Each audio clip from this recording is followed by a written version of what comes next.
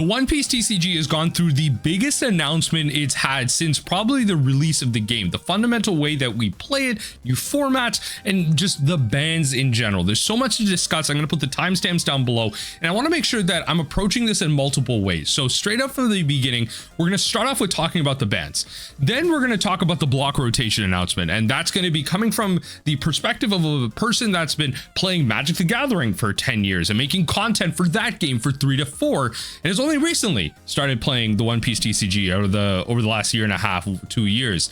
And so with that perspective, I wanted to provide y'all my opinion and my take on rotation based on a long-term implementation in another card game. Many of you, One Piece is the first card game that you played. You've never experienced rotation and the good and bad of it. I straight up have my concerns based on Bandai's track record. They are definitely not the company that Wizards of the Coast is, but that may be good or bad depending on your take. So with that in mind, the last thing I wanted to bring up is that regarding Nami, specifically because this channel is MIL focused and Nami focused, I will be making a separate video on that tomorrow. Today will be the general block rotation and the bans. Tomorrow will be the problem or potential death of the Nami archetype, but we'll see. It all depends on how Bandai implements this. So let's start off with the bans. Let's start off with how this will change a lot to come and how random leaders are just catching strays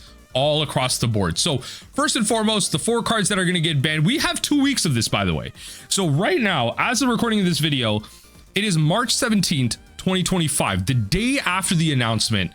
And we somehow have this legal for 2 more weeks at least. And the key to this is that the dates are going to matter. So notice that this is April 1st, 2025. The rotation announcement takes for us April 1st, 2026.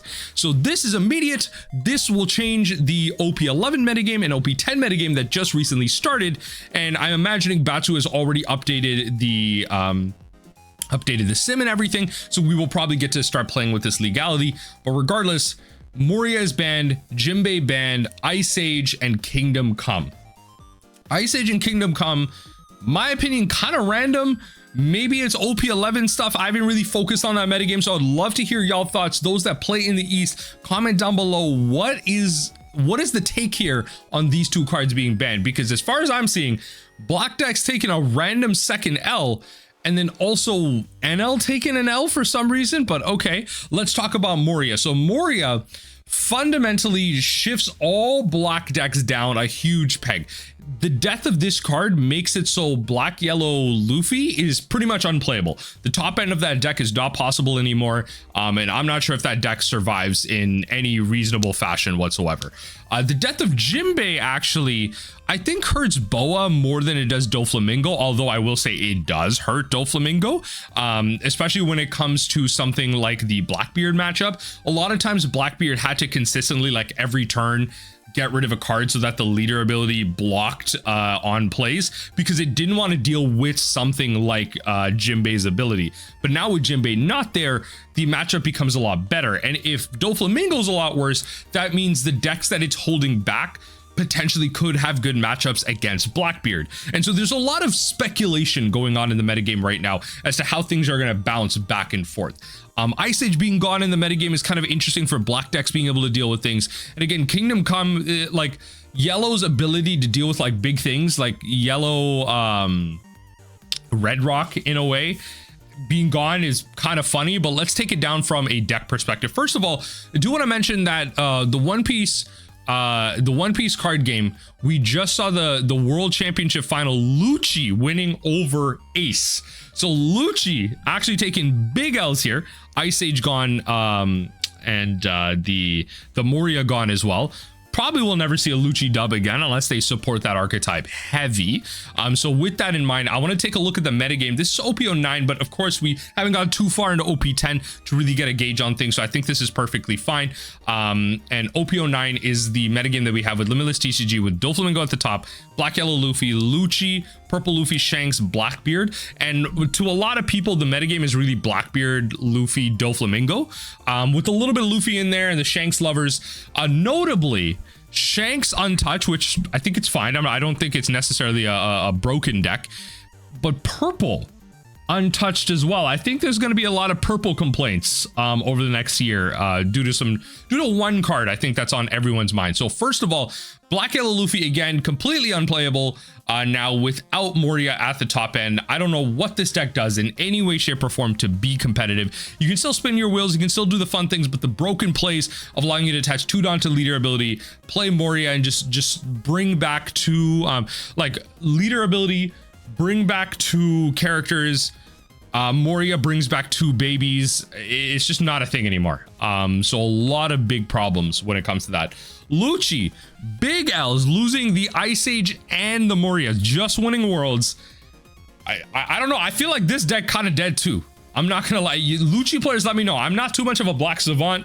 It's not really a color I mess with too much. Like I don't know if this is playable at all, especially considering purple is going to be taking a huge leap forward when it comes to playability. Doflamingo.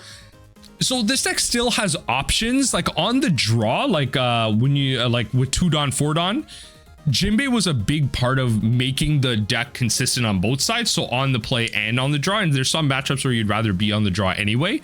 And so Jinbe made it so you could like still get out to some really explosive starts. I think what this does though is potentially makes it so like, you know, decks are playing like more Gravity Blade, maybe another Perfume Femur or 2 just to get past some blockers. So instead of flooding the board, they might opt for like more individual like snipe hits. I still think this deck works. It might be a little bit slower, but I think it hits Boa more. And I think in the Boa decks, people are probably going to be playing like 6-cost Boa more. I don't know. It really depends on how the meta like really pans out ultimately, but I don't know if Doflamingo is completely dead. Definitely held back. I still think it's a contender though. Maybe I'm wrong. I don't know. Doflamingo players, let me know in the comment section down below. I don't think you're completely dead in the water without Jinbe, although you do lose some abilities there. Now Blackbeard currently, to my knowledge, and I could be completely wrong, I think maybe it's actually different in OP11 based on how people are talking about the metagame with blue purple Luffy being at the top. I think the metagame pans out a little bit different with Doflamingo being largely dead in that metagame. I don't think Blackbeard is using Ice Age at all.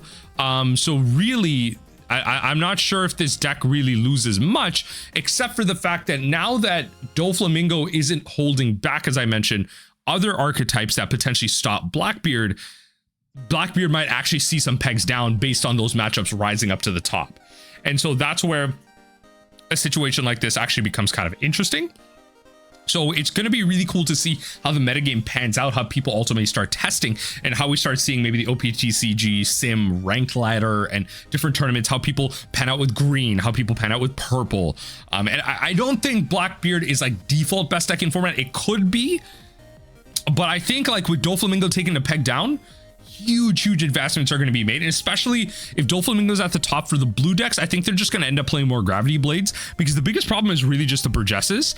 So I think really it's just like forcing them to keep digging with like, you know, My Era Begins again, and with the stage again. Like I think digging with those are what's going to force this deck to keep going and going and going, especially in the new metagame with the new what is it? Oh my lord, I'm forgetting my man's name here. Where is it? With the new Kuzan, sorry, the new 5-cost Kuzan that makes this deck kind of like funny as well. So I think the big problem is just gonna be Burgess after that. Martial DT isn't like the worst thing in the world. I don't think Blackbeard is that busted. Now NL catching random strays. I don't, why? Again, like I didn't think, was this that bad of a card? I don't know, like was it so that this, like if Blackbeard was default best deck in the format, like Kingdom Come is absolutely insane against that. You can KO any character, then trash one card from the top of your life. This card is really good, especially based on the way like NL manipulates its own life. This card is really good at taking out big Blackbeards. 10 costs, you just use 6 to remove the blocker. This card is really good. So I think maybe it's just a balancing factor, but I'm not sure again if NL needed to take that random stray. Let me know in the comment section down below. I don't know. This one was kind of funny. Shanks largely untouched in the metagame, and Luffy's the big card that I wanted to bring up, or purple in general, with Gum Gum Giant. This card is absolutely bonkers. 1 cost, Dawn -2, trash 1 card from your hand. If your leader has Straw Hat Pirate Crew type, up to one of your leader or characters gains plus 4k, then draw 2 cards. This in the black purple Luffy deck is absolutely just a meme. It's not even negative on value, and that's what it's meant for. And this is a deck that like wants to ramp out as well. Like this is not even a downside. The Dawn -2 is not, it's not a downside anymore. That's not actually, it's a cost, but it's not a downside. That's the key. Like it's like, it's a free cost, which is the problem with something like this. Like purple is designed to the point where Dawn -2 is a cost but not a downside, which is a problem because Dawn -2 should be a downside. It shouldn't be an additional cost that you should be able to manipulate this well, which is what makes this card so good. There's no downside to going Dawn -2 in a purple ramp deck or in decks that generally pay purple because they're able to get those back like so quick anyway. Generally, they're using one of these, even if they're able to use 2 of these. The fact that it just it draws you 2 cards, right? You're even on cards. You use this card and you trash a card. You trash a dead card, use this card to go up 4k. So it's like you're barely really losing this card. You still get to use this card. And you just draw 2 fresh cards to replace those 2 cards that you lost. You're even on card value. The card's insane. So I think this is going to be one of the cards that really carries purple into the new era. I think there's going to be a lot of purple complaints, but I think on that counterpoint, there's a lot of purple players that haven't really had the time to shine for a while. We had blue being, we went from red being at the top to blue, kind of black being at the top, black being at the top, now blue and black being at the top. Purple never really having a time to shine. So I sympathize with you purple players out there. I think maybe it might be the purple era now with these bans over the next year, and we'll see how that ultimately pans out.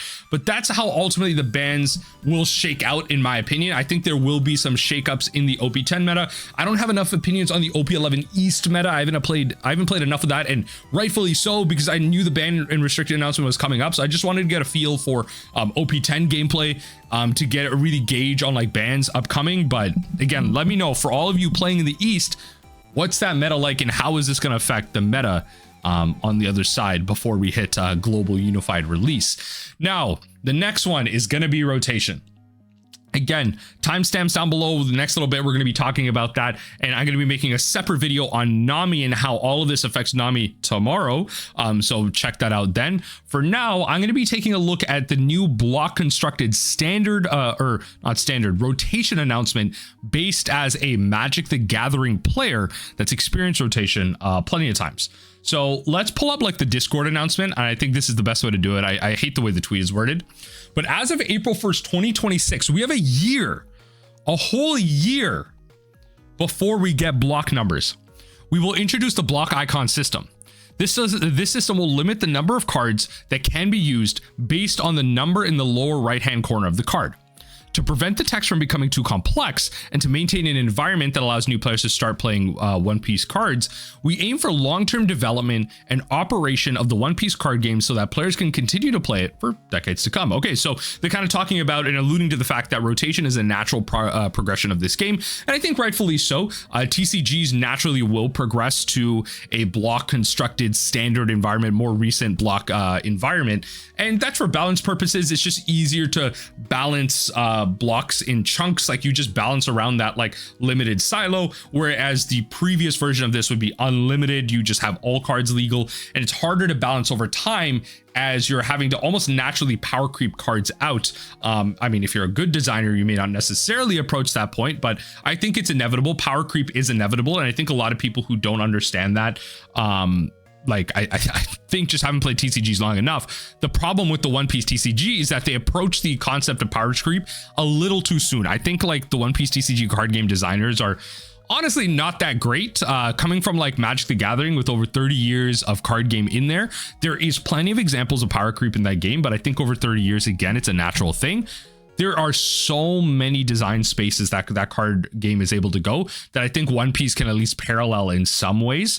And I just don't think those were explored before we hit the whole power creep thing with leaders and cards that are just straight up better than others and stuff like that. In the future, we plan to update the block icons of some cards. So again, although we're restricting some leaders and some cards from not being playable in the new blocks, there is a plan, or they've stated a potential plan for updating and reprinting certain cards into an updated block so that you're able to play with those cards again and potentially with leaders. And we're going to talk about that in a second.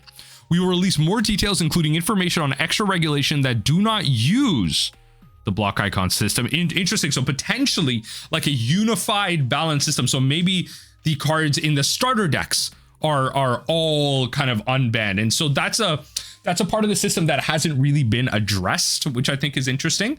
I think it might be, but like largely, I think the starter decks are in this like interesting place. Like it feels like product that should be uniformly legal, especially based on how the decks are constructed, but we'll see.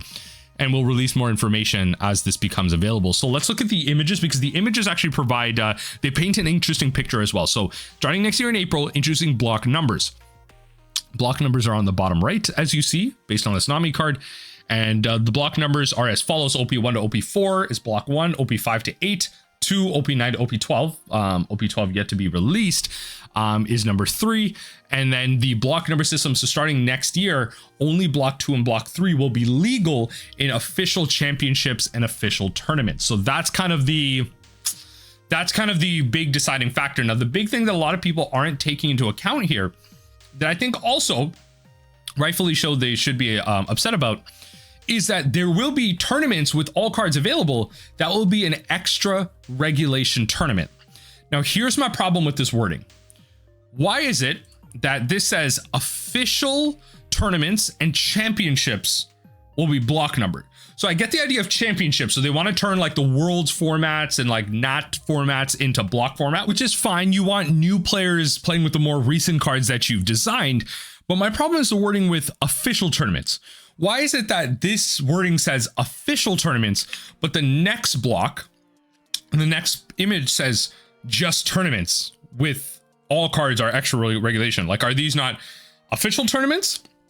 So I might be reading too much into this, but yes, they've introduced a whole new format, which is great. That's a big positive thing. The ERT format will be all cards being viable, which is nice. This will be a place for people to play all the cards from OP1 to OP4, including all the new cards as well. So that's kind of nice. Your old cards aren't necessarily dead. My problem is, what does the official tournament versus regular tournament wording mean?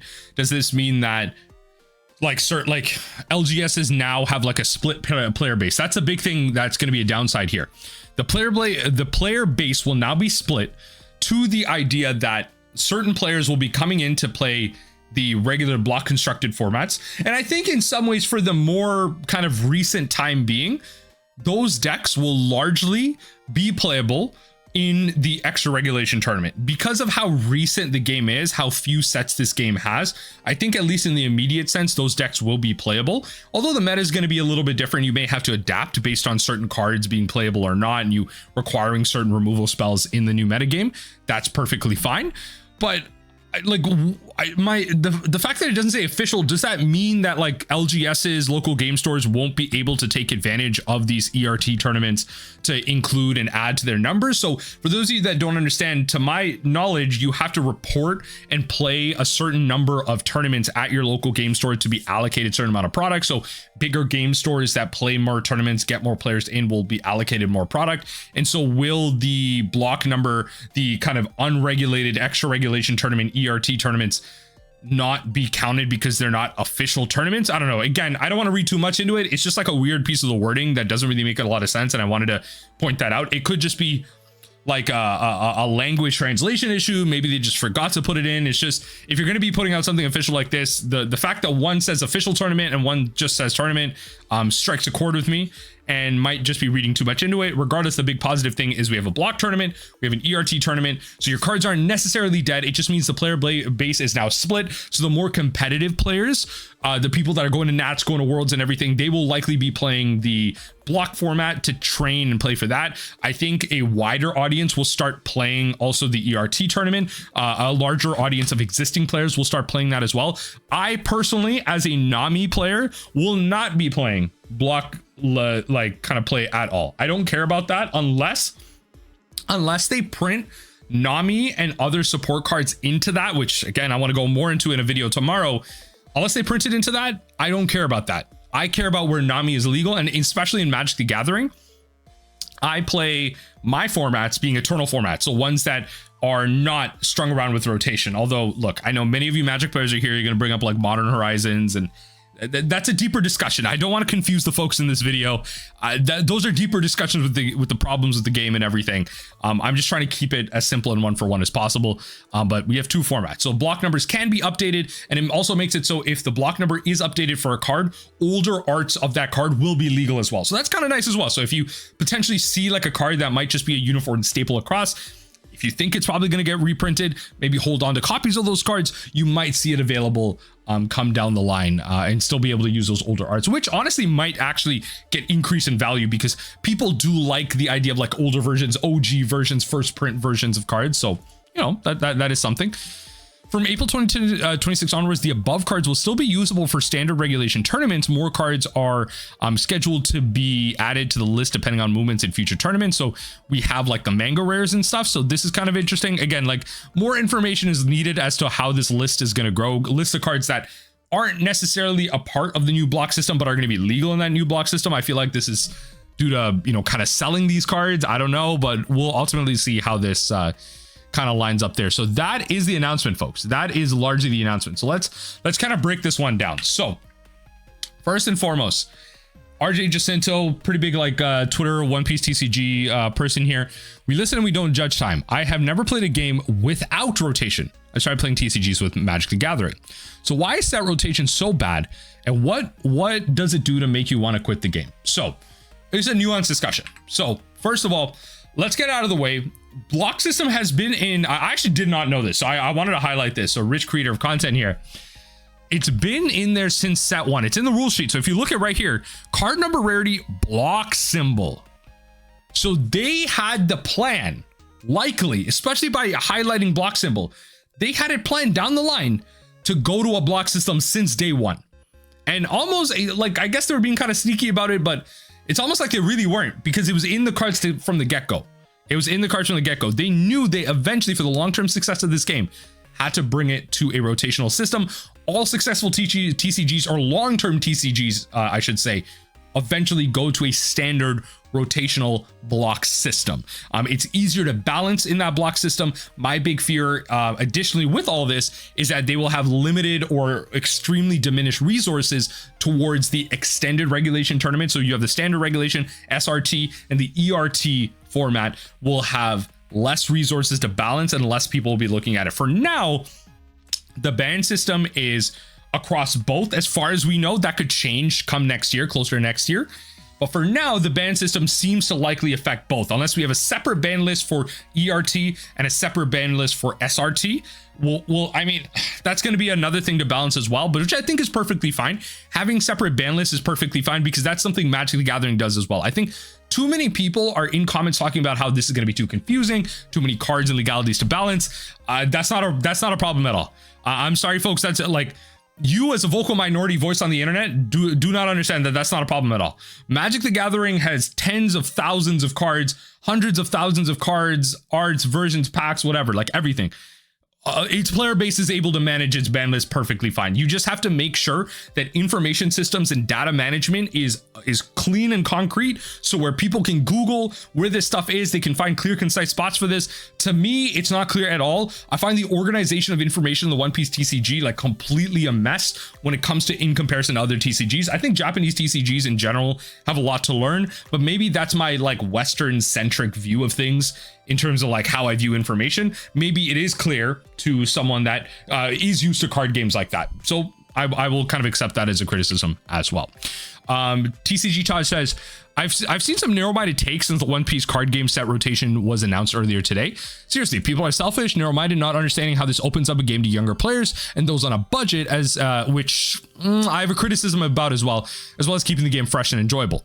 Also, do people think that Bandai has infinite printing machines where they will keep printing 15 plus different sets indefinitely? Some people need to grow up and see the wider benefit of long-term growth and rotation. A lot more positives than negatives. Okay, so I think I largely agree, but there are some criticisms to this tweet specifically that we need to address. So first and foremost, let's look at Magic the Gathering. This is the standard metagame. Standard is the rotational format of Magic. There are so many formats, as you can see: standard, modern, pioneer, historic, explorer, timeless, alchemy, whatever.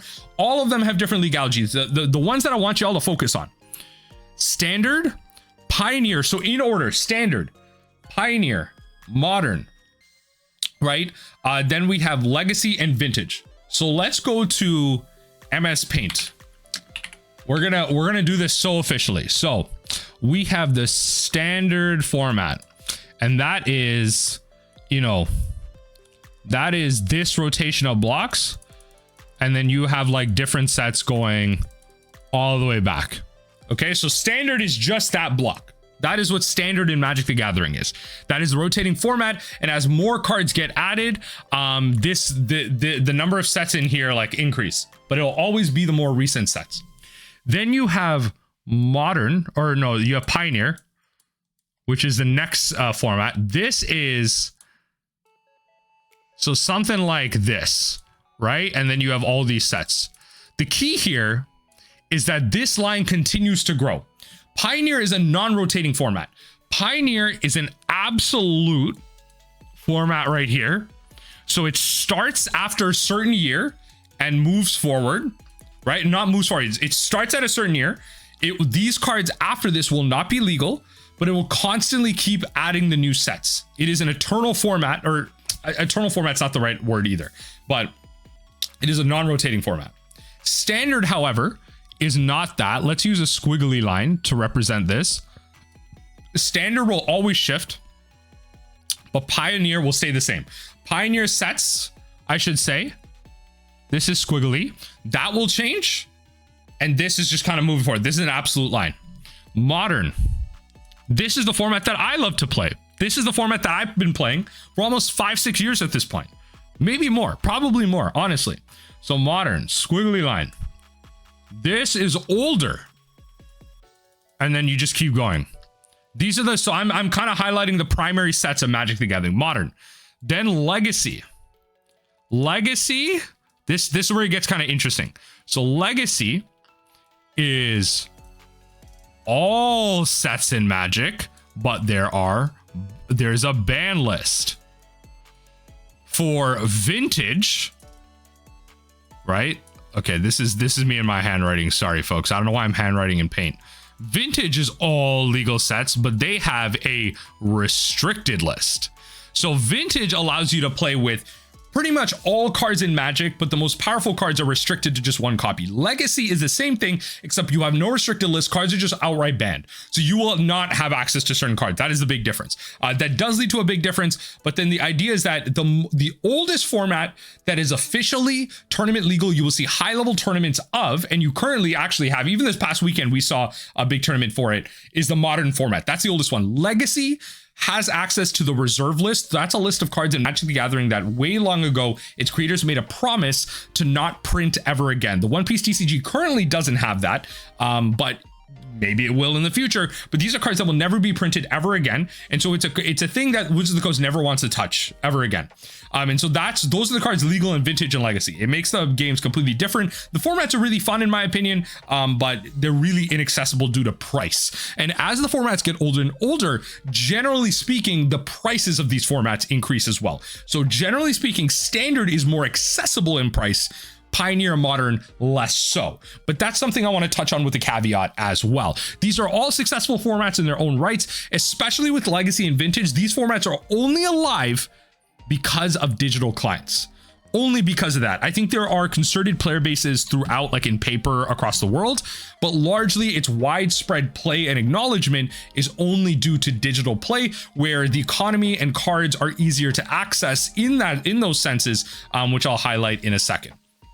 So standard metagame, let's look at the top of the metagame. I mean, if you look at tabletop prices, so you can look at MTGO, which is our online system, or look at tabletop, about $200, $300, $300, $200, $600, $250, $500. These are normal prices for decks, by the way, in standard. Now, if you go to Pioneer, switch things up a little bit, Rakdos mid-range, top decks in the format, $600, $200, $300, $400, $400, $400, $400. Yeah, so $400, somewhere between $400 to $800. 5 color. Oh my lord, $800 for a freaking Pioneer deck. Let me, but I don't play Pioneer. I'm not a Pioneer lover for various reasons, but we don't need to get into that. Next up is the modern metagame. This is my favorite metagame. This is my favorite archetype. Shout out to all my Nami players. Mill is a top deck in this format. This is why I love me some modern. But when it comes to this, $1,500 for a top deck, and that's largely because of one card. It's Mox Opal. $500, $800, almost $1,000 on Nami Titan, almost $1,000 on Orza mid-range, about $800, $1,500. Timur Breach and Grinding Station. This is the same deck. This is the same deck. Don't let this fool you. About 20% of the metagame is this deck.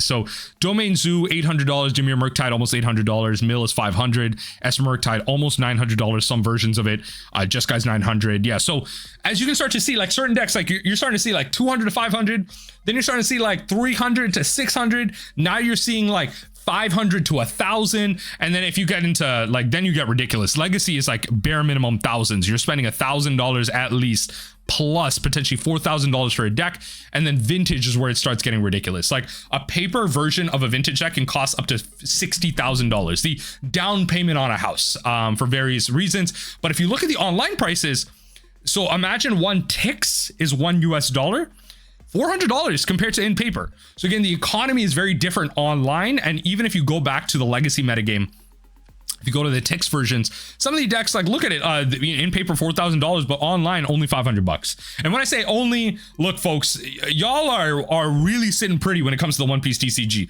Other card games do not have these prices, and that's a bad thing. I think these cards should be more accessible, right? 100% they should be, but y'all sitting pretty. That's all I'm saying. Like, y'all don't know how nice you have it. But when it comes to these prices, you start to see how older formats, yes, they become more expensive, but it doesn't necessarily mean that the younger formats, the more recent formats, will still be more accessible. Yes, younger players, newer players will come in and be happy with how accessible these newer cards are. That's generally true. But it doesn't, like, it's like the idea that yes, it's $300 versus $500, but it's still $300 to buy decks potentially in the new system. Right now, we don't have good reprint systems either. We could have some form of like a core set come down the line. So Magic the Gathering every year, what they used to do was they had a core set where they would introduce like reprints and stuff and just have like these key cards. Now they like do that in a different way. Reprints are a hot topic when it comes to any TCG. You want to increase accessibility, increase playability, and availability of not only the game, but the cards itself, to make sure people continue to play, people continue to buy product, and continue to explore other decks. The problem with the rotation model is that your decks will change over time. Now, this is a current criticism with Magic the Gathering that yes, your decks may not actually be viable over time. That's a whole different discussion, but largely so. You should be able to generally stick like one deck, make a bunch of upgrades, but the archetype is largely the same. So the cards in it may change, but you're still playing like mono red aggro. You're still playing control. You're still playing mid-range of that type. Like you're playing like black green mid-range or something like that. But the cards in it may change based on like power creep, but the archetype is largely the same. Whereas when it comes to standard, those will kind of really ebb and flow based on, you know, if a certain set rotates out, that leader in the One Piece TCG no longer becomes viable, or those red cards that allowed your aggro deck to be really good are no longer there. And so aggro becomes worse, and now control is a lot better. Slower decks are a lot better. Combo might be better. Who knows? Combo is a really big unexplored space in the One Piece TCG. I don't know if they'll ever go that route. But when it comes to something like the modern format, I can say largely over time, Domain Zoo actually has been around for a bit, but Mill has been around for a while. Some type of like Yawgmoth has been around for a while. Belcher, Storm is now mono red, but it used to be two colors. Like there's a lot of decks, especially if you go down in the later metagames. Hollow One's been around for a minute as well. Faithless Looting has definitely reinvigorated it. Eldrazi-tron. A lot of these decks are actually like versions of older decks that have been around for a while and have seen significant upgrades. Living End, Merfolk, Jeskai Control. Actually, largely the package has probably changed, but it's still like a lot of the key cards are still there. Rakdos Burn, Burn in general, Tron. Like a lot of these decks are the same, but the top of the metagame may change based on like what like the most broken set is recently. The thing is that these sets are so old that the standard sets that come about largely do not affect these sets. That's the key. The metagame of older formats is being changed by like these sets that are specifically designed to be in these. And that's a whole different discussion. The idea is that in general, the modern format is so old, has so many decades of cards. I believe the modern format was like, was it 2011, 2012? Like, am I misquoting that? I don't know. It's been a minute. It's been over a decade of the modern format. Standard sets, the more recent sets, barely have an impact. I will say the most recent one is Ketramos the New Dawn. This card came out in the most recent set. You can look at Abhorrent Oculus, which came out in a recent set as well, and like included into an archetype, but like even then, it didn't like warp the metagame largely around it. So the Orzhov mid-range deck, some of them don't even play Ketramos. And yeah, Abhorrent Oculus is in here, but really the backbone of this deck is Psychic Frog and like another card. I may be speaking like random cards into existence, but just highlighting that recent sets don't really make that difference once the format is old enough. So the ERT format eventually will get to that point where cards are so powerful now, unless they power creep those older cards, they will just not be able to be changed. Like I'm thinking about the Nami deck. Some of those triggers are so good that they will never be replaced unless you have like a draw 3 trigger. If you print a card that no matter what it does on its front side, if it's just like the trigger is draw 3, they will play it. Nami will play, because Impel Down is a useless card and it will just be replaced with something like a draw 3 trigger. So unless some type of power creep like that happens, then these cards will continue to be played in older formats, but the standard format will constantly keep changing, and a lot of people might find that frustrating in terms of prices. And I think that's the big thing that a lot of people have. So people who collect alternate arts here, this is one argument. Also means you potentially have to buy the same card again another time, but it's named something different just because it's no longer in the same block. Seems kind of pointless. So old art cards will be legal if they have reprints. So I see what they mean there. I think one thing that we can extrapolate from this is that, for example, old art cards will be reprinted, but we don't have a firm solution on leaders being reprinted. Will we get functional reprints of older cards? We don't know that either. Will we have a card that's, you know, kind of good back then, but maybe the abilities are the same and the trigger might be the same, but it's named something different and is technically support for another leader, just because we don't want to bring back Impel Down support? Because a lot of times they are following like different arcs in the One Piece TCG. Impel Down was like an older type of support arc. Will we never see those cards come back? Will we never see the Impel Down leader support come back? Will we never see the Nami leader support come back because they just want to forget about that largely?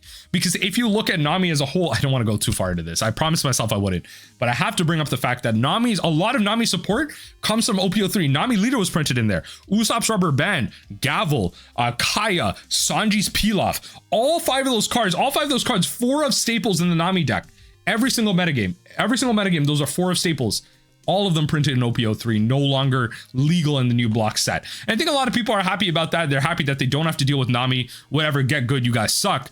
But when it comes to printing of these cards, we don't have a plan. They said they will print some, not all. So certain cards will likely no longer ever be printed into the new block system. You will be forced, if you like those cards and or like those leaders, be forced into the older sets. And especially with some of the unpopular leaders, who's to say they'll ever come back? And if they do come back, who's to say they'll come back in their old iterations? They might just come back in new iterations that fit a more current space in where they are with kind of adapting the story of the One Piece TCG. Now, they will obviously continue to innovate and add new leaders. Like, there's rumors of an Emu leader. We have, I believe, confirmation of a Goldie Roger leader, not just a card. And so there's a lot of exciting things coming down the line that way, but I just don't trust Bandai's ability to reprint certain cards the way we want, especially, you know, I think my opinion of Bandai has really been soured with bans in the past that have completely errated leaders. And I think touching leaders was a big mistake. I think banning cards or pair banning was correct. Digimon under Bandai does pair ban, so I don't know why we couldn't do pair bans in the One Piece TCG, because we could have just banned cards that work alongside Sakazuki but left the Sakazuki leader perfectly fine. I don't know. I think there's a lot of problems down the line, and I think they made some of those bans with the idea of the block system thought about down the line, but I think there are better ways to implement it, and I don't trust the One Piece TCG to make these type of decisions to print cards that a lot of people like, and I think a lot of old leaders and cards will be left behind. Here, I would say the big downside is that people get really attached to specific leaders and how they play. They may be one tricks who don't want to try new stuff. For example, if someone plays Blue Nami, they may not be simply interested in the new Black Yellow Nami. Some people play their favorite leaders even if it's not good. Totally valid in my opinion. Yeah, and exactly, this is a big criticism. Me personally, I play only Nami. I am only interested in mill or like combo or alt win conditions, though that's largely how I approach Magic as well. Although I do play other archetypes in Magic because I think the game's more fleshed out, whatever. But I think it is something to be said that some of these leaders won't be carried over. Obviously, not all can be. I understand that. I don't need Nami to be carried over. What I need is for, if we are going to have the ERT system, the extended regulation tournament system, I want that system to be supported. I want to make sure there's still tournaments for it, that there's still officially supported tournaments for it, that we still have ban lists for it, even if we have a separate ban list for it, that we have management of said format and it's not left behind, because I think that's going to be the biggest problem. This other person also talking about alt arts. I'm not going to quit, but it makes me not want to buy alt arts because they'll eventually be useless. I've been playing Zoro since 8.5 and I finally want to get my alt arts and learn I have one more year with this deck. Also, I personally don't want to build a new deck every set. The build a new decks every set criticism is very fair. One thing I'll say about the alt arts, the way you approach alt arts and different old printings of cards is you take the casual route, you take the Magic the Gathering route, and you go with Commander in One Piece TCG. I think this is the next natural evolution of this game after block rotation. And for many ways, for those of you that know Magic the Gathering, you'll know that Commander is the most popular format in Magic the Gathering. So many TCGs are following it. You'll see this in Project K with League of Legends. You'll see the new Gundam TCG has a out of the box multiplayer format because they understand that Commander is the most popular format in Magic the Gathering, is one of the highest selling aspects of one of the most popular TCGs in the world. And the fact that Pokemon and Yu-Gi-Oh doesn't have it is a big downside to those games, that it's only 1v1 constructed. If you only want to play 1v1 constructed, that's fine. But in Magic the Gathering, the most popular format by a mile is Commander, and it's multiplayer. It's multiplayer by a mile. The casuals and the gathering, the playing in a group is more popular than constructed, and that's just the truth of the matter. You know, like it doesn't matter how you hate it or not, it's just more popular. And if this supported format was more popular, and I think this is going to be a big selling point for the Gundam TCG, it's just gonna kick off. I think a big reason why the Gundam TCG may potentially outsell the One Piece TCG is because it has an officially supported out of box set one multiplayer format, whereas we are still trying to find community driven homebrew-esque versions of this. In this video, I highly recommend you check it out. 30,000 views. I'm excited for more gameplay of this, of a multiplayer style One Piece TCG format, and that's how you make alt art versions of certain cards more viable. Like, you could play them in this multiplayer format. They are still viable in this because this will likely follow ERT regulations. If you made this block, that misses the whole point of this. The whole point of this is that this multiplayer format should be ERT, and it brings about the viability of different characters because you play one-ofs of certain cards. Like, you play different limitations of certain cards, and so that brings about a whole new level of viability and playability of certain cards that you may not have ever seen before because you just have to fill out slots. And so that's where I think an archetype like this could be really interesting if we have a community-driven effort to make this more viable and make this more playable all throughout the One Piece TCG. So I highly recommend getting people on this. Cell TCG and the Eggman were on this. This is just a great video in general. I highly recommend you check it out. And I think this is the way that you keep the casual audience. You keep like maybe a hyper-focused competitive audience in the ERT format. You keep like a more wider audience that are competitive in the standard regulation format, but the casual audience can maybe shift into this multiplayer format and still play with their old cards, still play with niche cards that they have access to in their collection, and play in something like this, expand it down here, and still keep prices high for those of you that want to keep your prices there. And I want to bring this up because Elder Dragon Highlander, EDH, or Commander in the Magic the Gathering format, that's a multiplayer format. If you look at it, originally based off like the film Highlander, is made in the 90s. It was called in July 1996, The Duelist. So right here, Polygon highlighted there was some contention in the creative origins of the format as The Duelist, as published by multiplayer format in 1996, called Elder Dragon Wars, which shared the magazine reader Gisem Lopez, who claimed that he had designed this format. When asked by Polygon, he said, I do not remember reading this article. Some things are similar to my version, but I don't know. Like, there's some contention on how it started, but largely it was started as a casual format. And then in 2011, Wizards of the Coast started printing product for it. There was a commercial launch of the Commander format. And then from then on, it was just the rest was history. The rest was honestly history. And so it can start from community-led efforts to bring about the viability of old cards, to play them in a new way, to play them in a multiplayer setting so you don't lose your groups in there. You don't just have to play 1v1. You could play in a group setting when it comes to a game like this, play in a 4-player group and still have your One Piece TCG group, still play with your old cards, and just have a nice, fun experience when it comes to something like this. This is an archetype and a thing that I definitely want to start pushing, and I definitely am thinking about like bringing about more gameplay on the channel and more visibility on it. Let me know if you want to see that in the comment section down below. But I'm definitely looking at bringing about something like that. So I highly recommend that we hop on, the Commander format, and you're starting to see why it's most popular format in Magic the Gathering, and you know, it can be for the One Piece TCG. Now that's where I want to end off my yap here. I think there's a lot of ways for it to kind of really evolve. I think the One Piece TCG still has a lot of learning and growing to do when it comes to the player base. I think rotation is a natural progression of the game. It's largely a positive thing, albeit with a lot of negative things that I think are largely on the Bandai side. If they implement really well, I think this could be a really positive thing. And hey, we have a Goldie Roger leader confirmed to be in OP13. So there's a lot of exciting things coming down the line. Let me know what you think in the comment section down below. I think this video has approached like 45 minutes at this point. It's been a long one. I've been yapping for a minute, but regardless, let me know what you think in the comment section down below. And wow, what an exciting time for the One Piece TCG.